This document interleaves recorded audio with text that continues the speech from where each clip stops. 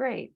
If you're just joining us, just letting you know again that if you have any issues or technical challenges during this session, feel free to message Scale Tech Support. And also just add your questions and reflections in the chat box as we go, and we'll have time at the end to answer them. So let's get started. Our agenda today includes a quick overview of the Savings and Internal Lending Communities, or SILC, and Private Service Provider, or PSP, online courses, including the models and the content. And then we'll see a demonstration of those courses and hear some testimonials. Our presenters are Nick Meakin, Senior Advisor for Digital and Financial Inclusion at Mercy Corps, and Mark Bavois, the Senior Technical Advisor for Microfinance at Catholic Relief Services. So with that, we're going to turn it over to Nick to start us off. Thanks very much, Jen. Very good afternoon, very good morning to you all. Thank you so much for joining. So as Jen says, we've created 2 online courses to help project teams to design, implement and manage successful savings group projects. The first course looks at the SILC methodology, so on how groups are formed, trained and function as savings groups following key SILC principles and practices. The second course looks at how to plan and implement a project using the private service provider model. Both courses are intended to be taken by program staff, so principally field supervisors who are directly responsible for training and supporting field agents and PSPs. In terms of the specific purpose and goals of each course, I've listed them down here. So for the SILC course, the purpose is to equip field supervisors to train and support field agents to implement high quality savings group projects based on the SILC methodology, with an ultimate goal of ensuring sustainable and well-managed SILCs. For the PSP course, the purpose is to equip field supervisors to recruit, train, support, and certify field agents to become successful and self-sufficient PSPs, private service providers, with the goal of ensuring sustainable service delivery by network PSPs to groups and communities.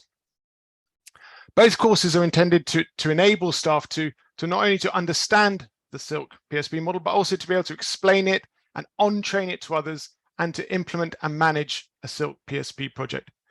So both courses are designed to be very practical. Of course, anyone with an interest in savings groups or those whose work overlaps with them can and should take the courses, but really the primary audience is intended to be those staff who are directly responsible for implementing and managing savings group projects. Now I'll hand over to Mark to explain more about the SILC PSP model. Thank you very much, Nick, and greetings to everyone on the call. Catholic Relief Services started working in the savings group space in 2006. As is the case for many agencies, we took inspiration from VSLA, but we have developed a distinct approach and have been refining that ever since. As of 2022, we have launched SILC projects in over 60 countries, forming close to 200,000 groups and reaching over 4.6 million members. Most of this outreach has been in sub-Saharan Africa, but we have global coverage. I want to touch a bit on what makes SILC distinctive from other savings groups approaches. Savings groups in general are a good fit for the poor and bringing them financial services, and in some cases, the only realistic option to bring them financial services. However, the inclusion of the poorest doesn't always happen naturally. On the demand side, there can be some hesitancy for people to join. And on the supply side, meaning our projects, sometimes a perception and an attitude that some people are just too poor. So recently at CRS, we developed what we call a pro-poor approach to increase inclusion and deepen poverty outreach. To do this, we rethought every aspect of the SILC programming for the pro-poor approach. We worked on the methodology, especially the flexibility of the savings approach and the pressure to borrow that sometimes exists. We worked on the language to make sure that nothing that we say, their agents say, is off-putting, even inadvertently, for the very poor. We worked on the promotional approach to be able to reach out directly and indirectly to really target and interest the very poor. And very importantly, throughout our trainings, we put a lot of emphasis on the attitude of staff, agents, so they believe the poor can join and desire to help them achieve this. This approach works. Our flagship FE project has reached over 500,000 participants in 4 countries. And we have found that 2/3 of the group members come from the poorer half of the income distribution. So we were disproportionately reaching poor members. And that's for SILK, which is the methodology for how groups operate and offer financial services to their members. The delivery channel to scale up SILK groups are the private service providers, or PSPs. These are community recruited, community-based fee-for-service trainers. And this model is explained in the diagram, this on the right side of the slide. Agents initially are recruited from the community using a specific set of criteria, are trained by the project, and they operate first under the status of FA, or field agent. As field agents, they create a limited number of groups for free. This service is subsidized by the project. They're closely subsidized, they're paid a stipend, they're given a means of transportation. And after about 7 to 9 months, they undergo an examination with several components that looks at productivity, group quality, member satisfaction, agent knowledge, and attitude.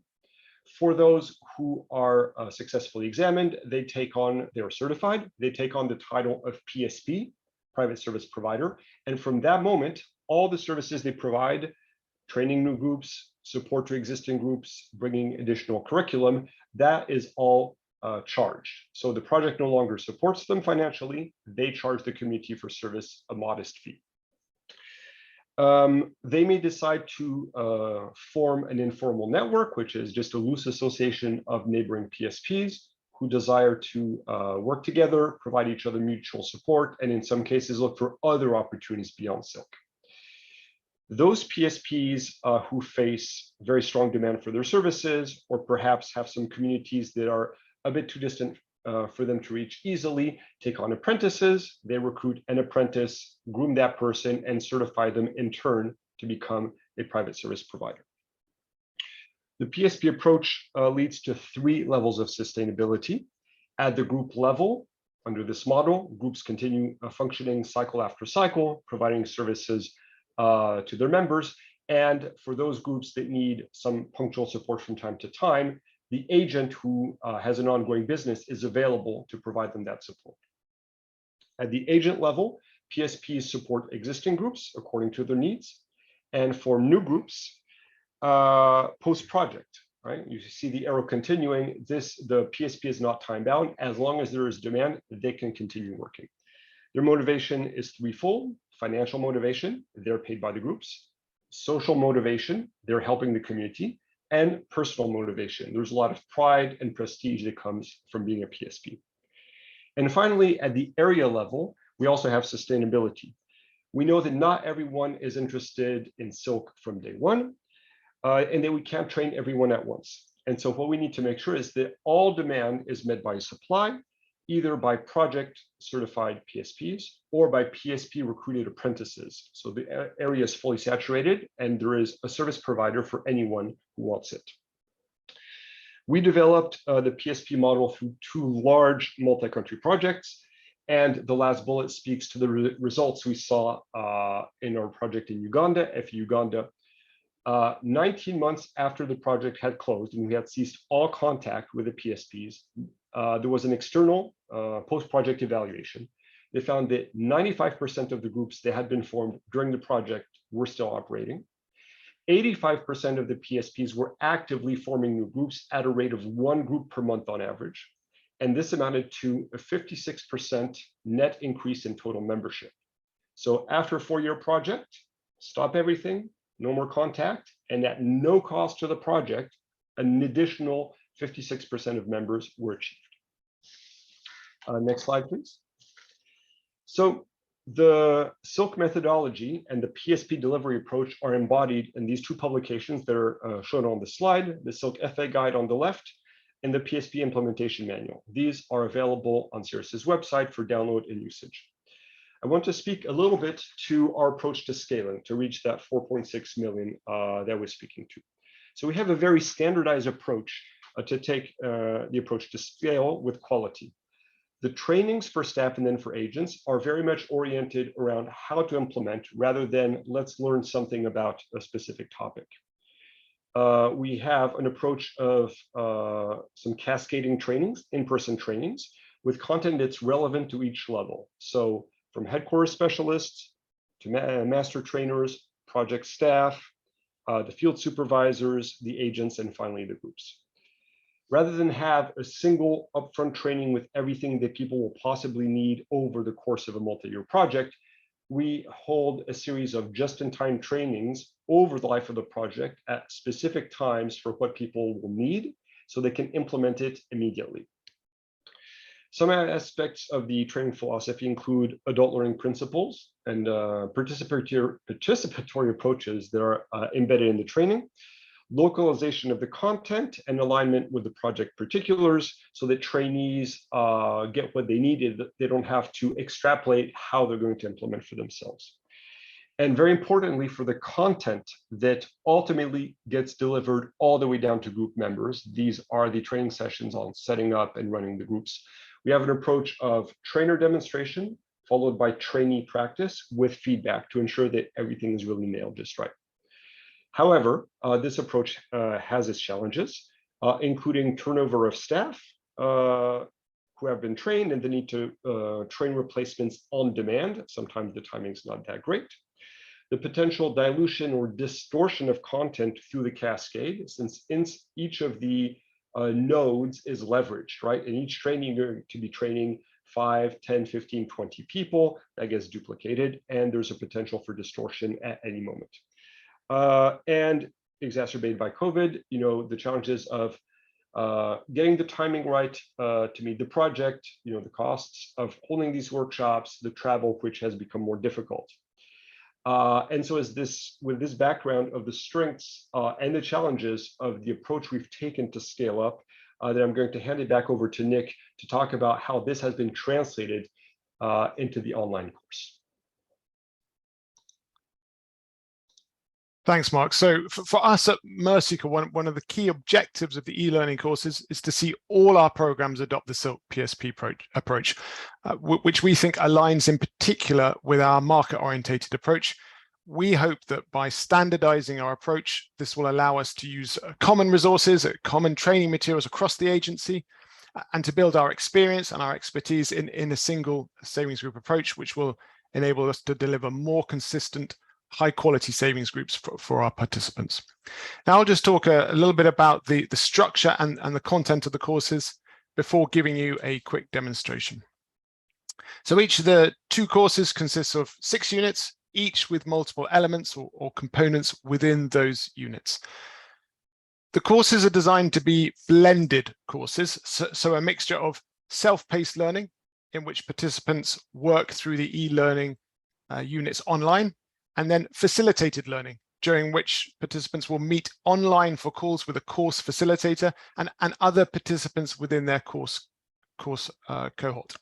There's a facilitator session or online call for each unit. So participants will do the self-paced e-learning component for each unit by themselves, and then meet together at the end of each unit with the cohort and with the facilitator. We've estimated each unit will take about 3 hours, which is 2 hours for the e-learning component and 1 hour for the call, giving a total of 18 hours for each course. How you schedule the course, it is really up to the facilitator and the participants. So for example, at Mercical, we've done 2 courses so far. Each time it was spread over 6 weeks, with each week dedicated to 1 unit. Now you can structure it and schedule it how you like. For example, you could do it over 1 week if the participants could dedicate their time sufficiently during that 1 week, and we can talk about this a bit more during the Q&A if you're interested. Both courses are available in English and French. That last point is about the course is available. Both courses, the PSP and the Silk courses, are now available for Mercical staff on talent development, which Mercical staff will know is our online learning management system, in addition to provide access to participants who are not Mercy Corps staff. We will make them available on Disaster Ready. Disaster Ready is a free online learning platform available at disasterready.org. Many of you will be familiar with it already. The Silk course is available currently, and the PSP course will soon be available on Disaster Ready. So for those of you not from Mercy Corps, can access it on disasterready.org.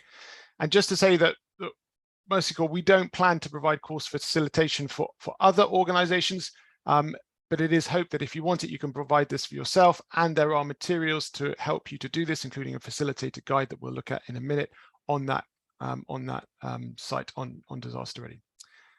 So now I'll just give you a quick view of both courses. I'm going to share my screen.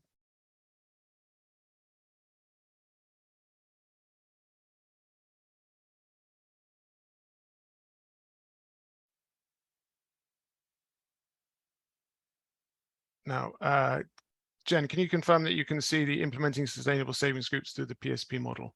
Looks good, Nick. Yeah. Yes, perfect. Okay. So this is the PSP course on our talent development site. You see the title up there. And then here you can see each of the 6 units. So Unit 1, an overview of the PSP SILT model. Unit 2, Unit 3, Unit 4, Unit 5, Unit 6. And the idea is that you work through each unit in sequence. If we click on Unit 1, you can then see each of the different elements or components here called modules, each of the different modules within the unit. So there are a number of modules for you to work through, again, in sequence for the for the unit. I just want to quickly show you each of the different types. There are different types of components and elements. I think it's just quite interesting just to have a look at them. So the first type is an instructional video.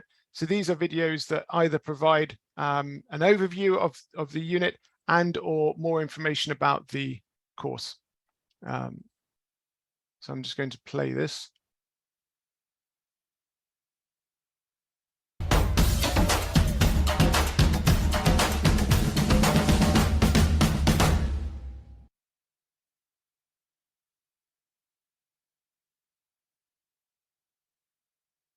Welcome to the Implementing Sustainable Savings Groups through the Private Service Provider Model Training for Field Supervisors course. The purpose of this course is to equip you to plan for and implement a PSP Silk project. It will equip you to recruit, train, support and certify field agents to become successful and self-sufficient private service providers or PSPs. So that's an example of an instructional video. We also have interviews. So we have interviews with staff from Mercy Corps and from CRS who have experience of managing and supervising SILT PSP projects, and they answer questions and provide information that is relevant to each unit. So for example, this is Godfrey from CRS.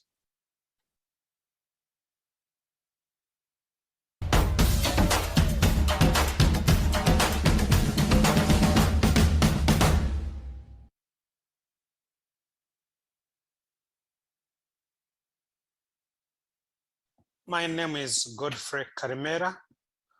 I'm the SILK PSP Master Trainer for CRS, and I'm residing here in Uganda, East African. How have communities benefited from the presence of a private service provider after the project closed? And how does this differ from other approaches? From our experience in here, we've seen continuity of PSP services, where the communities are able to access savings services right at their doorstep. So that's an example of interview video. We also have some text pieces, some guided reading. So this will guide you through the manual. So Mark has shown you the Silk field agent manual and the PSP implementation manual. So for example, these pieces will give you a section to read through and then help you to think through that by asking questions that you can make note of and then potentially for discussion later on in the class call.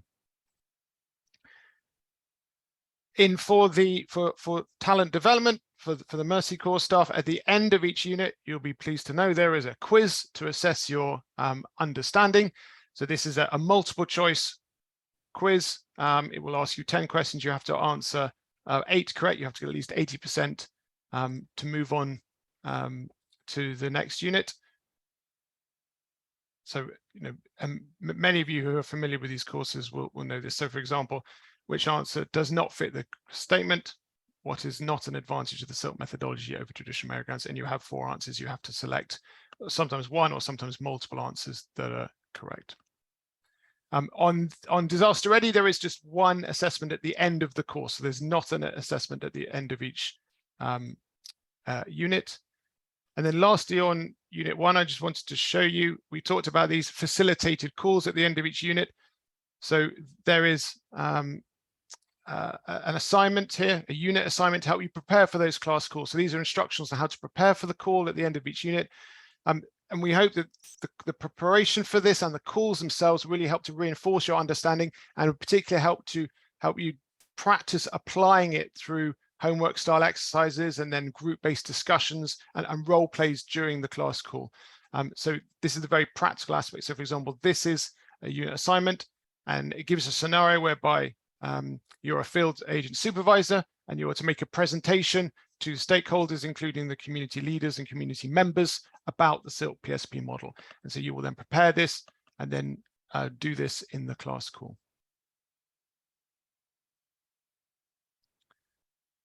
That's just an overview of Unit 1. There's just 2 other elements I wanted to show you that aren't in Unit 1. So if we go to Unit 3, there are a series for most of the units, a series of interactive learning experience, or in the Silk one, it's called Test Your Skills, which allows you to walk through an exercise or a scenario based on what you've learned in the unit, asking you questions as you go along to sort of simulate the experience of setting up and managing various parts of a Silk PSP project. So for example, this interaction is all about recruiting a field agent. So advertising, screening, and interviewing them. So this gives a scenario of Aisha, who's a Silk project officer, starting in Niger, setting up a project, and then asks, for example, the planning for Project Fart is complete. The project is now ready to start recruiting field agents. Aisha has the map of the project. What is her first step? And it gives you a number of scenarios. Okay, I happen to know, organize a meeting. Answer is correct. And then let's follow Aisha through the journey, make a decision always. So this will then guide you through the process, the recruitment process, advertising, screening, interviews, induction, and training. Click on that, and then it moves you through the scenario. These are really, really useful in helping you to apply that, what you've learned and some of the content. And then the last material just to highlight is here you will see what is called supplemental materials. Now, these are materials that have been provided by CRS that are either used by them in the implementation of projects or in their person-to-person training. And these will really help you not only in understanding the approach, but also they're intended to be very practical tools to use when implementing your projects. So for example, this to do with the recruitment, you will see that this is a tool to help you screen applicants. So when members of the community apply to be field agents, you can use this tool to screen them and select which should be forwarded for interview. And then when it comes to the interview, you can use this tool to interview them and to evaluate them, to assess them during the interview. So again, very, very practical tools to help you implement your projects. So this is the course, this is the PSP course on talent development. For those of you not in Mercy Corps, you will use disasterready.org.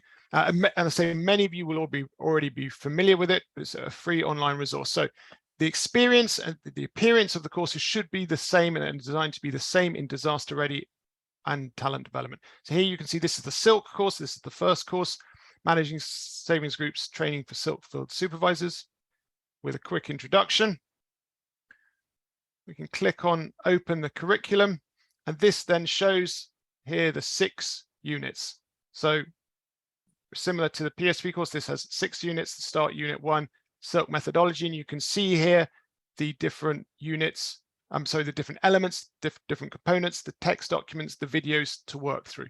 The only difference here is that when you launch, you then mark as complete. So I'll show you this silk. This is the video. I'll show you.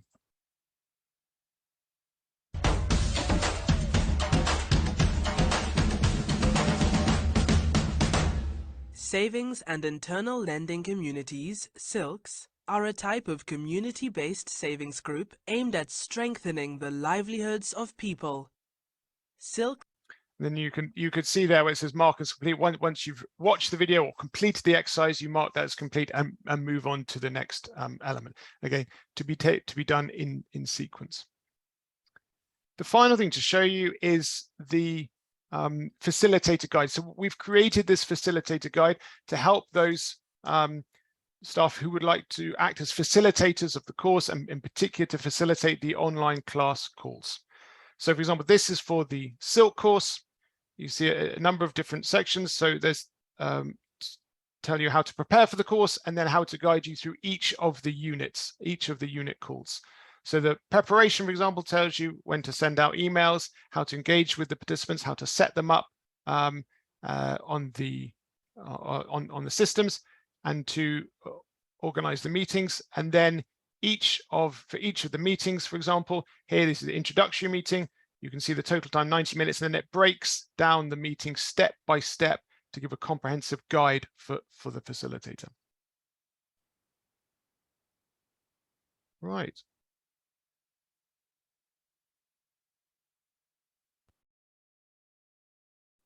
So that is a quick demonstration of the courses, and I hope that was useful. So right now, I'm delighted to say that we'll now hear from a former participant of the course, Mildred Wingonzi from Uganda, and a current facilitator, Hugh Briggs from Nigeria. They'll just share more about their experiences of taking the course and facilitating the course, look at why they took it, and crucially, how it's helped them in their work. So Mildred, over to you.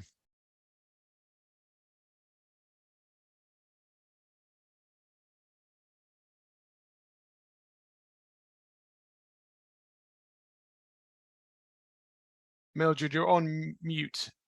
We can't hear you. Sorry, good afternoon, everyone. Thank you very much, Mildred. Over to you.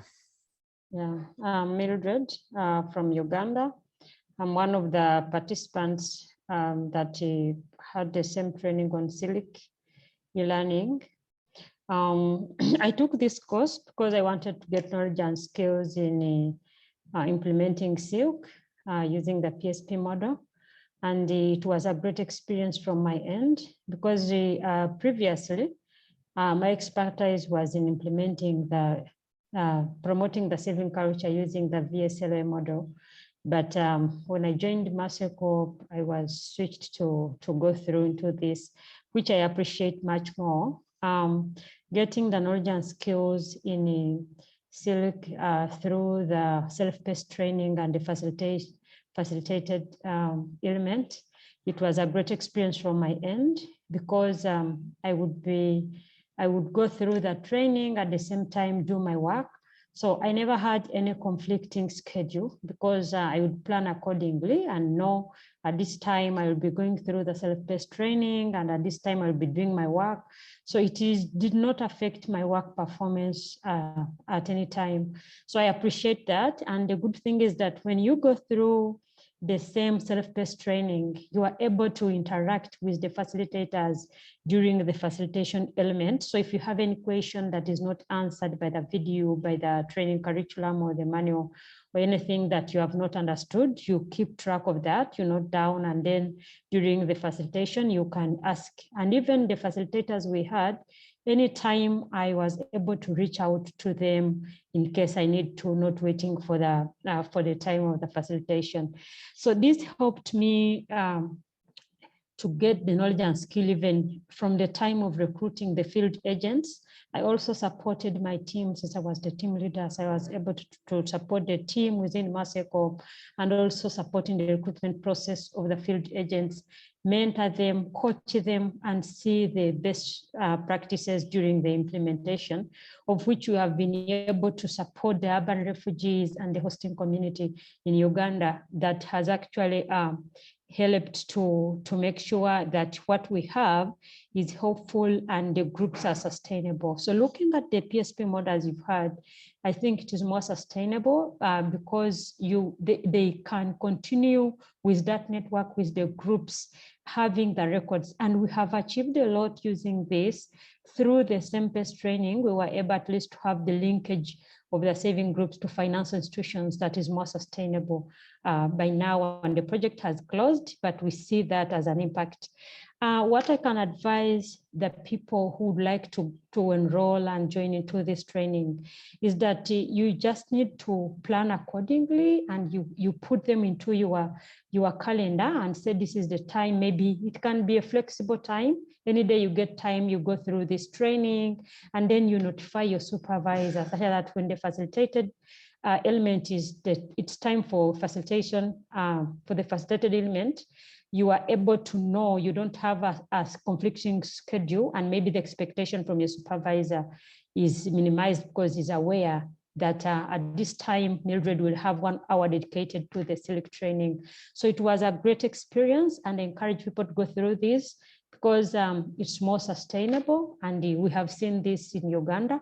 And I appreciate Nicholas and the other team members who supported us in having this, because it's a success so far within the country. Thank you.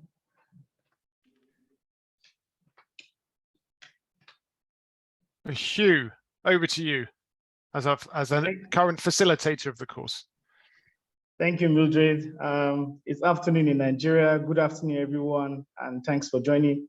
My name is Hugh Briggs. I work with Mercy Corps in Northeast Nigeria.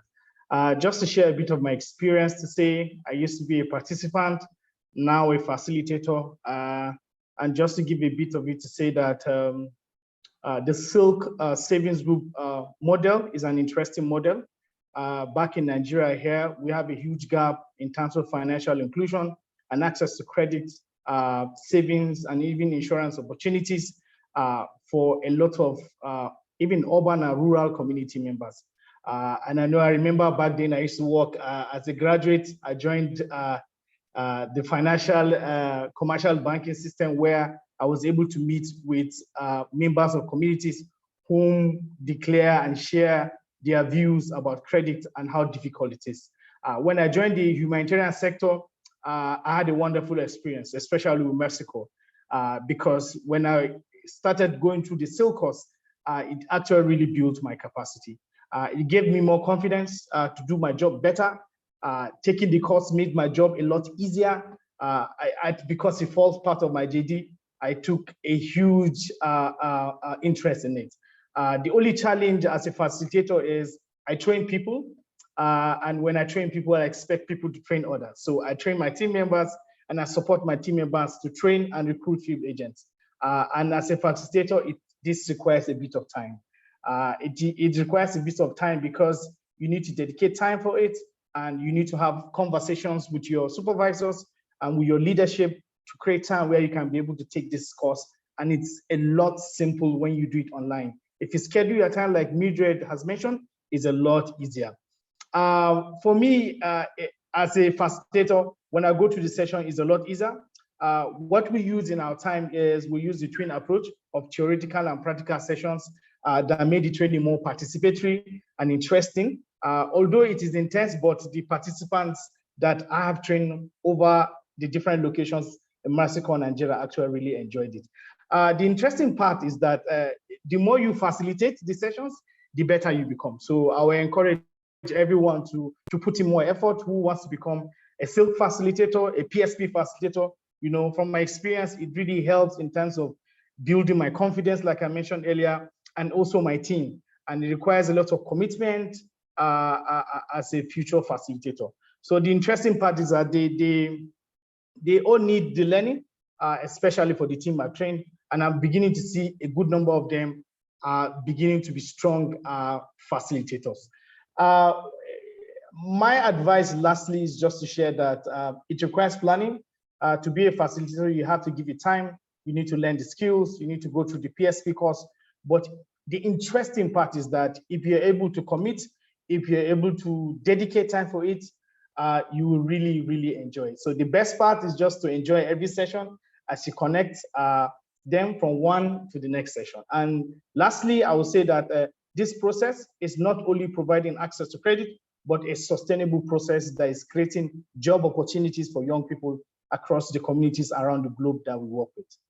Thank you so much, and over from me. Over to you, Nick. Thanks a lot, Hugh, and thank you to you and to Mildred for that really encouraging testimony. I think it's really great to hear how the courses have helped you in your work, and in particular, the practical application, how it's helped you to train and manage your teams, and ultimately led to more effective and more sustainable and scalable savings groups. So thank you. Thank you to you, Hugh, to all your hard work in facilitating the course so far. Jen, over to you, I think. Thanks, Mildred and Hugh. Thanks to Nick and Mark as well for those really interesting elements of the presentations and the testimonials. We have a great amount of time for a discussion and Q&A. I'm really happy that we'll have this time to talk. I know that there's one question that's already come through in the chat. And it was Lafani was asking for more clarity on the notable differences between VSLAs and the Silk model. And it's a question I've had myself in the past. So I was wondering if maybe Mark or Tom would like to take that question. Yeah, thanks, Jen. I'd be happy to take that. Obviously, there's a lot of similarities between VSLA and Silk. They're both distributing OSCAs. Silk has its roots in VSLA. But the devil's in the details. I would point to three things. First, the record keeping system is different. Rather than use stamp passbooks to record member savings and then sometimes loans, in Silk, everything is in a central ledger. And in particular, that allows the tracking of cumulative savings of members over time. And that gives them a little bit of feedback on how they're doing, some motivation to see the progress. In addition to that, I'm going to refer back to the Pro-Poor approach that we've launched in the most recent version of the manual for inclusive saturation. And that was really a complete rethinking of everything that we had done up until that point to make sure that we were not missing the boat in terms of giving a chance to the poorest to join groups, participate, and succeed. And we've got the stats from the FE project to demonstrate how well that has worked. I'll drop a link in the chat, which is I think a 2-pager on the Pro-Poor strategy that's explained a little bit further. And then the last element, and I think that Mildred spoke to that as well, is the delivery approach, the PSP model, whereby our community-based fee-for-service trainers remain available post-project to support whoever might need it and train as many groups as are interested. There are other community agents approaches out there. We feel that we have something that is very structured and it has really been validated in multiple environments. So those, I think, are the three big differences: record keeping system, the Pro-Poor approach, as well as the PSP delivery model. Thanks for the question. Thanks a lot for that. That was really helpful to get have it in 3 digestible bites as well. That helps. Lafani, if that answers your question, great. And if not, if you have anything to follow up with, feel free to drop it in the chat or even take yourself off mute. We do have a question from Amarachi about how to become a facilitator and is interested in becoming one. Nick or Mark, but possibly Nick, do you want to take that one? Yeah, I can. It's an excellent question. Thank you. So we're hoping that people will sort of become facilitators by themselves, if you like. This will sort of grow organically. So the first step would be for you to take the course, to go through the course as a participant, and then you can use the materials, the facilitator materials that are available that I showed you. So there's the guide. There are also some PowerPoint slides to help you, and then you can use those to facilitate the sessions yourself. So within your organization, you can become a facilitator, and we're hoping that's how it will spread. So we're hoping it's been designed in a way that it can grow in that way. That's great. And is there just a follow-up question for myself? I assume there are also sort of communities of practice out there, people working, maybe that CRS is aware of, that you know, others who are working with these methodologies and may be able to answer each sort of peer-to-peer answer questions for each other. Is there? Well, this online course marks the first time really that, you know, beyond the two publications I referenced, that this training program has been translated in a way made available outside of CRS. So we certainly have kind of our internal communities of practice for our own staff. You know, we're very pleased that, you know, Mercy Corps, you know, as Nick said, desires to kind of make this the standard across the agency and roll it out. Up until now, I think that, you know, we are not very aware of other Silk implementers, and so there aren't groupings of Silk implementers outside of CRS to date. More broadly for savings groups, kind of the, you know, with SEEB's demise, there's kind of a gap in the industry, I would say, of savings group practitioners, and maybe the, you know, the courses that are being made available through Disaster Ready could spark something. Thanks for that. Mizan is asking about the, you know, that there's a quiz that's built into the process, and wondering about things like certificates upon completion of the course. I feel like I know the answer, but I see Nick nodding. Go ahead. Yeah, so certainly on our talent development site, when you complete the full course, so the full curriculum, you get a certificate. And I understand that is this case on Disaster Ready as well. I wonder if we have Stacy. Is Stacy from? Yes, Stacy. Can you answer that? Yes. Do you get a certificate upon completion on the course of Disaster Ready? Yes, once you complete all of the items and you pass the final test in Unit 6, you will get a certificate completion. But it's just important to always just mark, as you showed in your demo, everything complete. So the videos and the materials, doing that extra step will then get you to the final test. If you pass with 80%, you'll get the certificate. Thank you, Stacy. And this is Stacy from, we should have introduced her before she's just joined. Stacy from Disaster Ready, who's helped us to upload the course and will help us to upload the PSP course onto Disaster Ready. Yes, yes. Yeah, any questions about that? Anyone can sign up, and you can track your progress throughout the portal, and everything will always be saved there. So it's a good place to come back when you want to finish different things or re-reference. They'll always be in your transcript once you sign up. That's excellent. I see another question about the, will these be organized in other languages? And the answer is yes. I think both courses are or will be very soon available and uploaded in French. And yeah, I think depending, I mean, maybe Nick or Mark can speak to this, but depending on sort of uptake and demand, there may be opportunity to translate into other languages in the future, depending. Perhaps, yes. I mean, ideally in the future, once Mark and I have had a rest, I think we may turn our attention to it. So yes, I think we talked about Spanish potentially in the future. But clearly, if there is a demand, that's something that we can look at. Okay, yeah, let's give it in the distant future. Just kidding. Okay, there's another question from David in Rwanda. What's the transition process from field agent to certified PSP, and how are these PSPs equipped with the right skills transitioning from an employee kind of role to an entrepreneurial type of role? Who'd like to take that? Mark? I'll take that. So thanks for that question, David. Take the course and you'll get a full detail, but the short answer is this is a very delicate transition and very important one. And it's not something that's planned at the time of transitioning. It's always something that has to be in people's minds in every action they take right from the design of the project. So when you're designing the project, when you're communicating about the project to stakeholders, when you're recruiting your agents, you're always thinking ahead to what that's going to look like, and you're creating the conditions to have, let's call it a pre-PSP phase, okay? to a PSP phase. So that has to do with the actual mechanics of how you pay the agents to simulate how they're going to earn fee for service. That has to do with the where you make them work to make sure that they're preparing the market for themselves.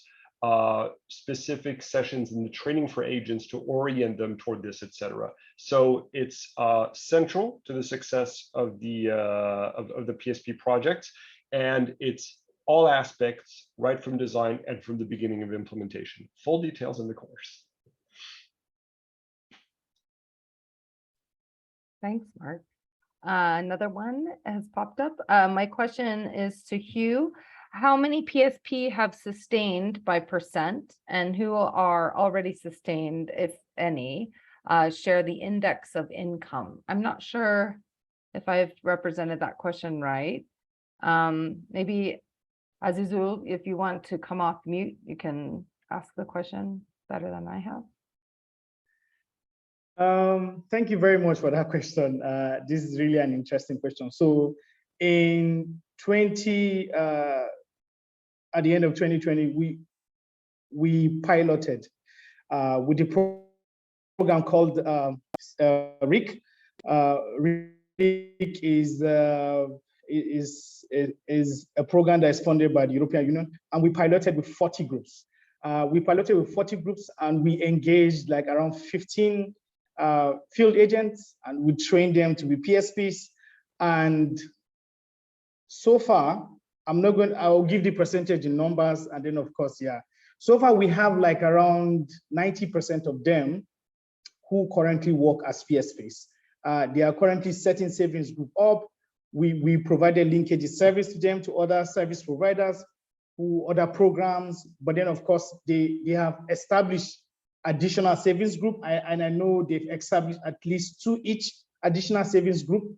Now, they have just currently signed a contract with a microfinance bank who is going to be working with a good number of savings group, and they've asked them to help set savings group so they can link them to the microfinance bank. So they are getting stipends from the microfinance bank. They are also engaging and setting up new groups, and they are also ensuring they are agreeing on a particular stipend that they will get from the groups. So I'll say there's been a huge success from our program in Yobe.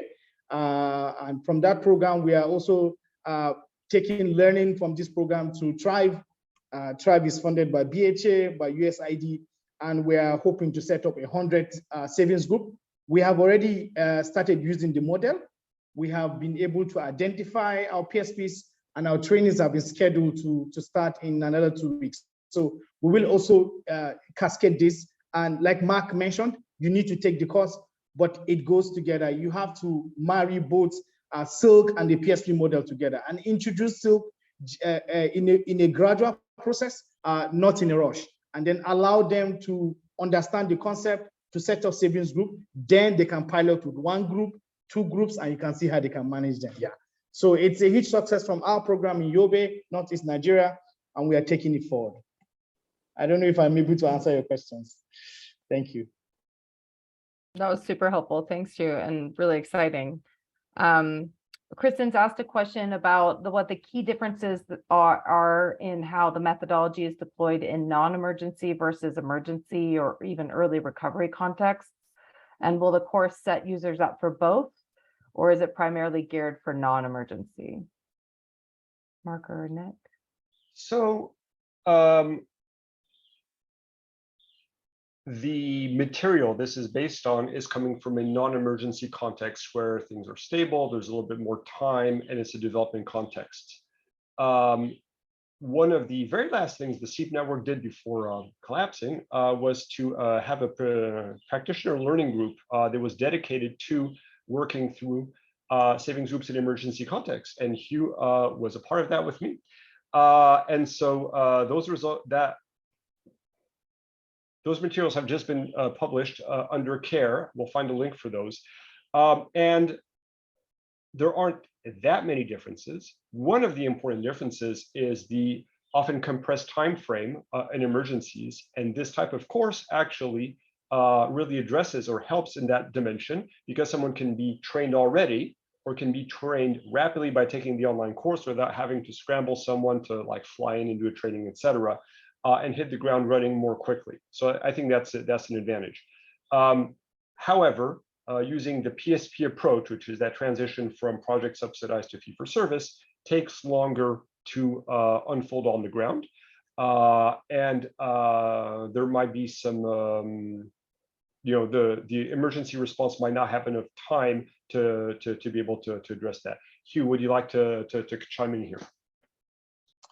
Yeah, you're very correct, Mark. But of course, one of the models for that we looked at that Mark is talking about to see how we can work the PSP model also in an emergency setting. Like Mark mentioned, it takes a bit of time. However, in an emergency setting, the time frame, like you mentioned, for setting up the savings group and seeing them go through the first phase or the first circle, we're looking at between 6 months at least. And then after that 6 months, we're hoping that the PSP model can kickstart. It's something that we haven't modeled, but we are hoping to model that in the current program that I'm currently running. We hope to pilot with like 6 months for some of the savings group that in the communities, and then we'll take it up from there. So I'm sure there's going to be a lot of learning that we're learning in this process, and we hope to also get back and share learning as we continue to pilot this and model this in an emergency setting. But of course, yes, in an emergency setting, there's every possibility that it works. We're already seeing those traces, and we hope we should be able to share learning and results in the nearest future. That's super helpful. Thanks, Hugh. Is this sort of related to that? Is there a possibility that the PSP approach might not succeed in some contexts, maybe like you're about to find out by testing it and piloting it in emergency context now? Have you seen any other sort of context? Maybe I'm building into this question a bit, but even after taking all the necessary steps, sort of related. Yeah, two elements to answer here. One, I would say the receptivity of a given community or given area can vary, especially based on previous project implementation approaches by NGOs who have a lot of handouts, get a lot of stuff, and create that culture of expectation that things will be done for free. On the other hand, taking all the necessary steps, I can't emphasize enough how important that is. The confidence of the staff who's going to be implementing, the rigor in communicating the exact right message from day one all the time, and really having confidence in taking the steps. What we've seen is staff who said, yeah, we don't really quite believe in this. We'll kind of like, turn the PSP thing on next year. And by not executing, it becomes a self-fulfilling prophecy. And that is probably what we see more often. That makes a lot of sense. Well, we're down to our last couple of minutes, but maybe before we wrap up, we can just fit in this last question. I'm just reading it now, sorry. How the PSP approach will be win-win, both for the service providers and the project beneficiaries. I see Hugh nodding. Would you like to take that, or Mark? Yeah, I mean, I can take a quick one, then Mark can add up. Yeah, it's always a win-win situation, because there should be conversations. So it's not an imposing thing. There's always conversation between the groups and the PSP. And there are models in the course, like Mark mentioned, that will guide these conversations, that will guide how much does the PSP get. If you go through the course, it tells you the calculations on how you can go about getting how much, not more than what the group earns, not more than the group total earnings, but it's so critical that there's an agreement between the group and the PSP. And once there's an agreement between these groups, then there's a win-win situation, of course. Yeah, I'll just point to the, balancing is very important. Having community recruited individuals makes it more likely that you can strike the right balance. And I put a link in the chat to some of the research we did in our FE project to really take a hard look at that. How much income does that represent for PSPs? Is it interesting? And how much of a weight, if you will, is it on other groups that have to pay? So we've got some good findings in there. They have informed how we're going about the the pricing, the price setting, which is described in the course. That's great. Thanks for all the good links you've also added, Mark. That's been really good. Guys, we're at time and I'm so sad because it's really been a great and rich discussion. I'm glad we had so much time for it. Just to flag for everyone, we have captured all your comments and questions. So even those that we didn't get a chance to get to now, we'll compile and we'll work on sending out a document to the like a Q&A recap for the participants for this call. With that, I just want to say thanks to everyone for joining us today. Thank you to our great presenters and to Hugh and Mildred for sharing their experiences. If you have further questions or are interested to learn more, particularly about how to be a facilitator of your own Silk or PSP training, you can feel free to reach out to Nick and he can help point you in the right direction. Anyway, I just wanted to say thanks again. Again, I'm capturing last minute questions and it's been great having you all join us today. Thanks for your participation. Thanks, Jen. Thanks, everyone. Thanks, James. everyone. Thank you, everyone. Thanks for joining. Yeah. Thank you. Thank Thank you. you. Us. Bye, guys.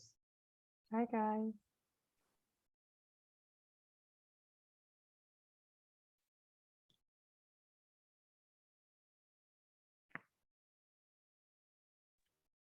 All right.